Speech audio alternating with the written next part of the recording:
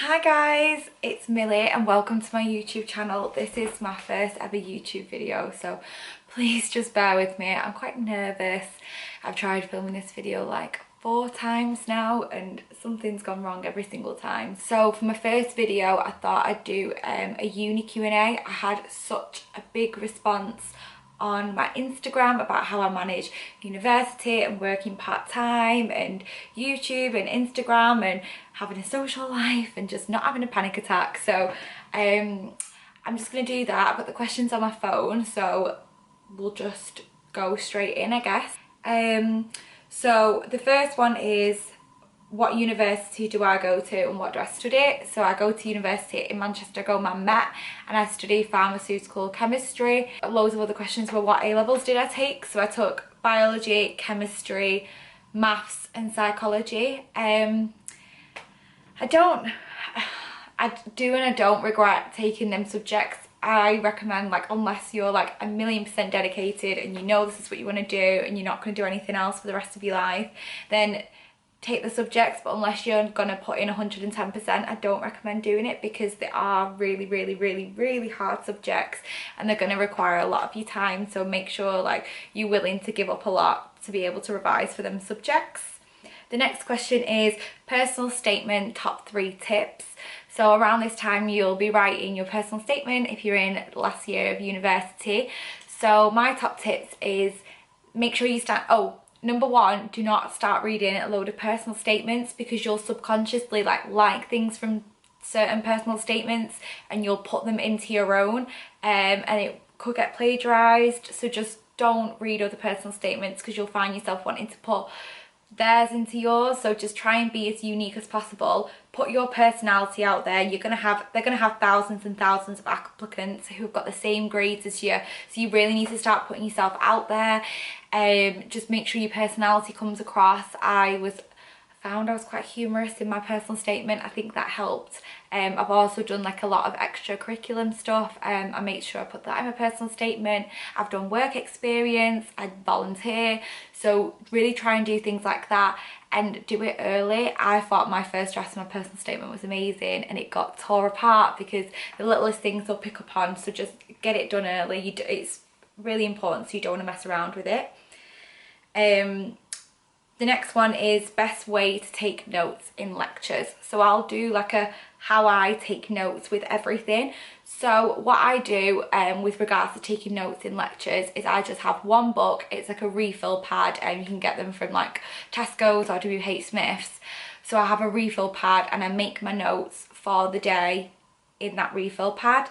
Don't write down like the littlest thing because my university has like lecture capture, so you can always go back, kind of just write down the main things. Don't bother about like highlighting or doing fancy headings. Just make quick rough notes, and then when I get home I consolidate my notes and I make them look better.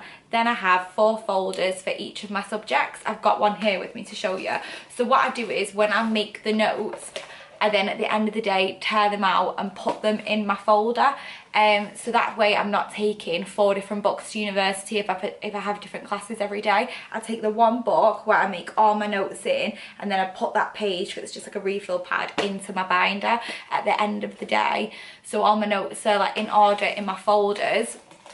And then what I do is at the beginning of every folder, let's see if you can see, I essentially have the title of what this subject is, and then I have wrote down how my course is set. So mine is 70% exam, 30% coursework, so I have it split down.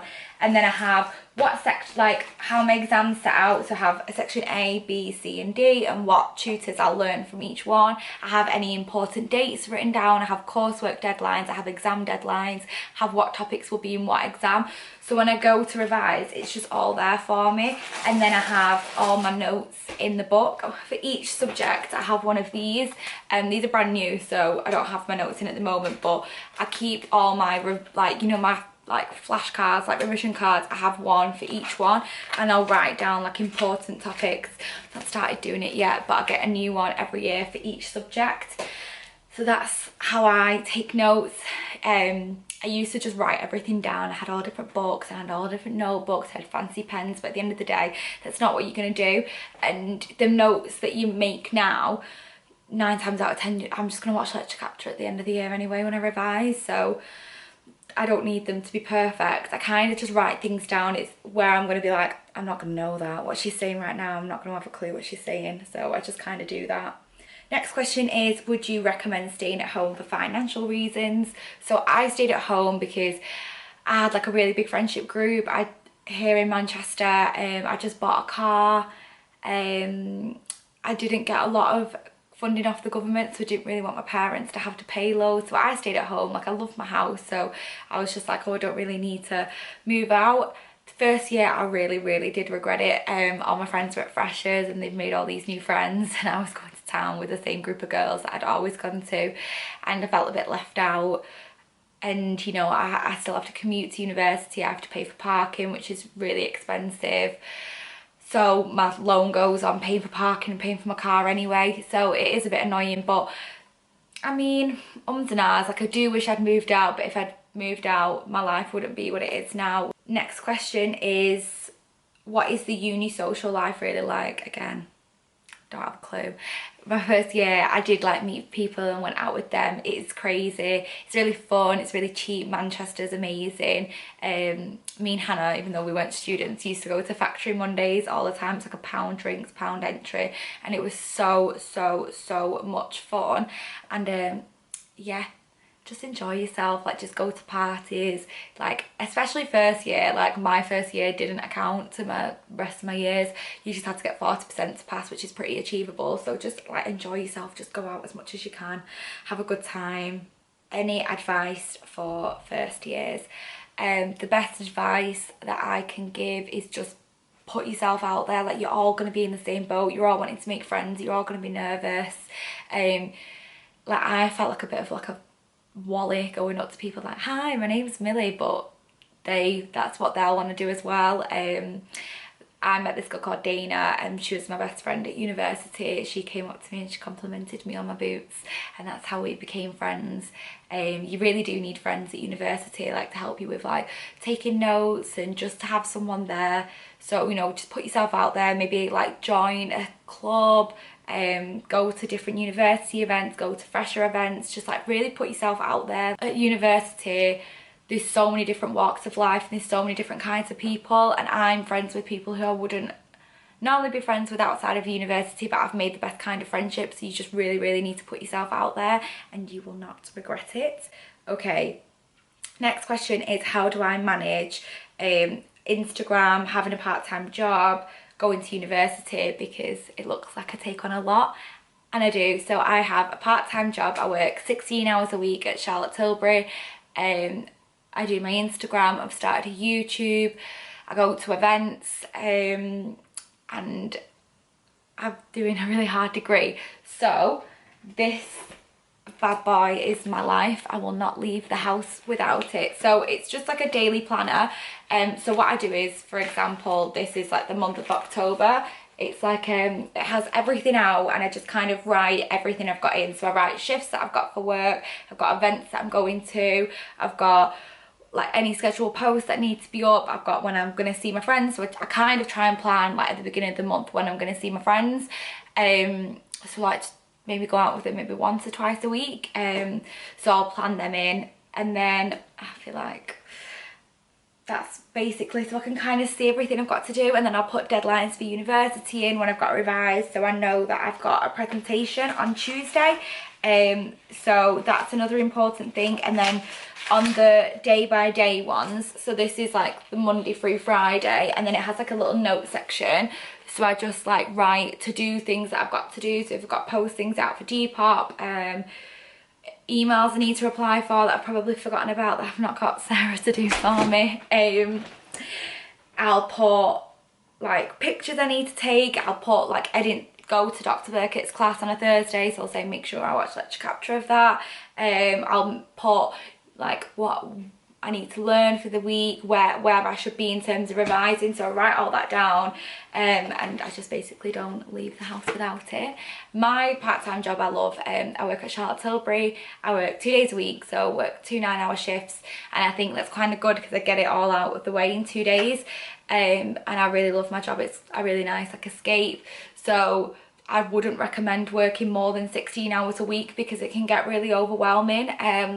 Luckily for me, like I can kind of, with my student loan and the money I earn from there, can kind of live with what I need to do. So just make sure, like, try and plan your month in advance. So I've already got my December's month filled up, so I have my whole December planned out, so then I can know what I can do, and I can look at my planner every day and be like, oh, I've got a spare day on that day, so I'm gonna do like 5 hours of revision, and then I'm gonna maybe take an Instagram picture, or I've got this, so I'm gonna go, I've not seen this friend for a while, so I'm gonna go see that friend. So that's how I try and plan it out. And like my friends and stuff are really supportive, and they help me out when they can and they can understand. Next question is best website for uni clothes. So I don't, if anyone's ever seen me in university, I feel sorry for you. I wore my pajama top the other day. I literally, like, I wear what I've got on now, so I just wear like joggers and just like a top. I don't wear makeup. I just think it wastes time, unless I'm doing something after it. I'll put makeup on, but I literally just like get up. Sometimes I don't even shower. I don't put my makeup on, and I just get to university. Like, at the end of the day, no one's asked what you look like. Just wear comfy clothes. I wear joggers and leggings. I don't wear anything other than that, and then I'll just wear like a jumper or something like that. Okay, next question. How do you stay so motivated? So this one was really, really hard for me. As some of you might not know, I took a year out last year because I just really wasn't motivated. I wasn't in a good headspace. I was struggling with things in, like, personally, so, and university was really taking its toll on me. I was having such bad anxiety. I couldn't walk in a classroom without having a panic attack. So I took a year out. I mean, it worked out for the best. It's where I met my boyfriend. So I took a year out to just kind of get my head like in a good headspace, and it really, really did help me. I worked full-time in a lab, so it was to do with my degree, and it really, really helped me. Like, my lab skills now are better than, I would say, the majority of people in my class, because I've worked in a lab for a year. I learned a lot about the industry. I actually really quite enjoyed my job. And then it's just, you've got to realise that you're not the only person who's struggling. Like, everyone else is having breakdowns. Like, I was really stressed the other day, and I don't like showing people, and this girl came up to me, she's like, oh, there's like 5 girls crying outside because they're so stressed. Like, everyone's stressed and everyone's got a lot going on, but you've really just got to stay on top of it. Like, if I just keep organised, then I know what I've got to do, and I know how much university work I've got to do, and I know I can organise my weekend like that, and I can organise my week like that. Sometimes I'll take my laptop into work with me. I get an hour for my dinner and it takes me 10 minutes to eat my sandwich. So I might say to myself, instead of going to Zara, I'll do an hour of work. So just remind yourself while you're here, like, you're clever enough. Don't ever think like you're not clever enough. Like, you've got to this position now, so you must be doing something good. Like, you wouldn't be here right now if you weren't. So tell yourself, like, yes, I am good enough. I deserve to be here, and I'm going to keep on going, because just please do not give up. Like, this, having a degree will just put yourself above so many other people. And yes, it's not the be all and end all if you have a degree or not. Like, there's so many other paths, but if you've got this far and if you're at university and you're doing it, then just don't drop out. Just keep on pushing. Like, you know, this is 3 years of your life, that it's only 3 years. Like, it's not that big of a deal. Like, it's not going to take that much time out of your hands. I really, really doubt myself constantly. I'm like, I'm not as clever as these people. These people are getting things straight away, and I just don't get it. So, you know, at college and high school, I was always kind of like top of the class, and you go to university with all the other people who were top of their class, and I'm like at the bottom of the pecking order. But you know, you just need to remind yourself that you are good enough, you can do this, and just keep on going. I watch a lot of podcasts to keep me motivated. I will eat healthy, I'll go to the gym, I'll just like, I find like talking to people about it will help me keep motivated. So I like tell my boyfriend when I get in like what I learned about university that day, and he's like, oh, that sounds so interesting, Millie. And I'm like, yeah, you know what, it is interesting. So I quite like having like fashion and chemistry as well. It's quite fun. Do you have to do a placement for your course? If so, how many hours do you have to complete? You didn't have to do a placement for my course. In my whole year, there's only 4 of us that did a placement, so it's really, really not vital. It does take out like a big year of your life, so although like it's really helped me and I know a lot about the industry now, the stuff that I learned the previous year, I've just kind of forgot about it all now. So when I'm in class, like a lecturer might be like, oh, you only learned about this like 3 months ago, so it shouldn't be too hard. I was like, oh, I learned about it like 15 months ago, so yeah, I do not remember anything. So that's good. So maybe I would kind of, if you don't want to take the year out but you do want to get experience, just like work over summer, just try and find a job in your field. Just even if you can just do like a week's placement, email around. I did like a week placement in a doctor, so just email everyone saying like, can I just shadow you for a day, can I shadow you for a week, just to have anything, just to show that you know you've paid attention in your field and you really like your field and it's something that you want to do. So like say if you do fashion, just working part-time in like a job in like the Trafford Centre, that'll help. Right now my job works on commission, so I can show people that I can hit my targets. And then it's all about transferable skills. So unless, even if you can't find a placement in your field, if you can show that you can do sales, if you can show that you can make targets and beat deadlines, like it's all transferable skills that an employer would want. So that's another good thing. And I think I've pretty much covered everything. So thank you so much for sitting down and listening to me. If you've got any more questions, leave a comment down below, or you can message me on Instagram. I'll leave all my handles below, and make sure you like and subscribe, and I can't wait to see you soon. Bye. Hi guys, and this is the part of the giveaway, so I'm just gonna enter my random generator now and see who wins. Let me see if she commented on my YouTube video. She didn't, so I need to do another winner. And the winner is Rose Makeup X. So I will message you on Instagram and you are the winner of the giveaway. Thank you so much for your love and support, and I will see you next week, guys. In December I'm going to do like daily giveaways or maybe weekly giveaways, depending on how much stuff I can get. So thanks guys, and thank you for watching this video.